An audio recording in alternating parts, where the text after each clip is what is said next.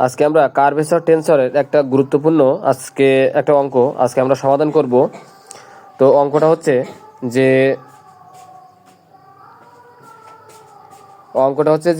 R A I J K equal to 0 এই অঙ্কটা আমরা প্রমাণ করব। তো এটা প্রমাণ করার আগে আমাদের জানতে হবে যে কার্ভেচার টেন্সরের সূত্রটা কি। সূত্রটা হচ্ছে যে আর এ আই জে কে, এটা হচ্ছে প্রথমে আমরা এটাকে জের সাপেক্ষে অন্তরীকরণ করব এবং এটাকে কে সাপেক্ষে অন্তরীকরণ করব। তাহলে করলে যদি এটাকে আমরা জের সাপেক্ষে অন্তরীকরণ করি তাহলে এখানে আই এবং কে থাকে, আই কেটা আমরা নিচে লিখে দেবো যেহেতু এটা নিচে আসে, এবং এটা আমরা উপরে লিখে দেবো। আর এখানে পরবর্তীতে যদি আমরা কে সাপেক্ষে অন্তরীকরণ করি তাহলে এখানে আই যেটা নিচে লিখে দেবো এবং এটা উপরে আসে এটা উপরে লিখে দেবো। এবার এই দুইটা পদ থেকে আমরা পরবর্তীতে আবার দুইটা পদ পাবো।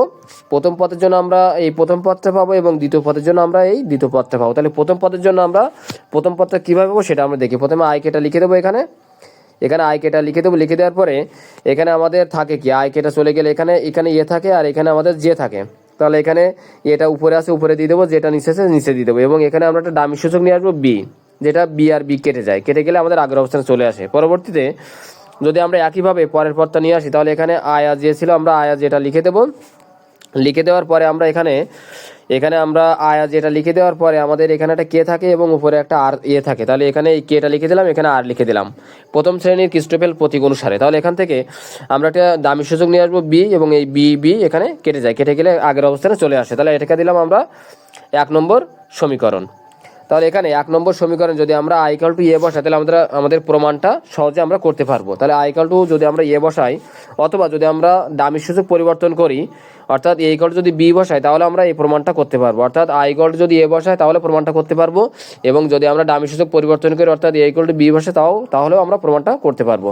তাহলে এখানে আর এ আই জে কে, এখানে আই হবে আই জে কে। তাহলে এখানে যা আছে তা লিখে দিলাম। তাহলে এখানে আমরা আয়ের জায়গায় শুধুমাত্র এ বসাবো, এখানে আয়ের জায়গায় আমরা এ বসালাম, এখানে আয়ের জায়গায় এ বসালাম, এখানে আয়ের জায়গায় আমরা এ বসালাম, এবং এইখানে আমরা আয়ের জায়গায় এ বসালাম। তাহলে এখানে যদি আমরা আয়ের জায়গায় এ বসাই, আয়ের জায়গায় এ বসালে আমাদের এখানে টোটাল যে 4টা পদ, এই 4টা পদের মধ্যে এখানে একটা মিস্টেক হয়েছে, একটা পদ এখানে মিস্টেক হয়েছে, এখানে হচ্ছে যে বি, এখানে একটা পদ এই প্লাসের পদটা মিস্টেক হয়েছে, যে B I K B A কে এবং এ জে বি এই পদটা মিস্টেক হয়েছে, এটা এখানে লিখে নিতে হবে। তো পরবর্তীতে আমাদের এই দুইটা পদ যেহেতু সমান হবে তাহলে আমাদের এই পদ এবং এই পদ কাটা যাবে। তাহলে এখান থেকে আমরা এই পদটা লিখে দেবো এবং এই পদটা লিখে দেবো, এটা কেটে যাবে। তাহলে এখান থেকে আমরা জানি যে প্রথম শ্রেণী ক্রিস্টোফেল প্রতীকের যে মানটা এ কে সমান আমরা লিখতে পারি যে দুইটা যদি সমান থাকে তাহলে লিখতে পারি ডেল বাই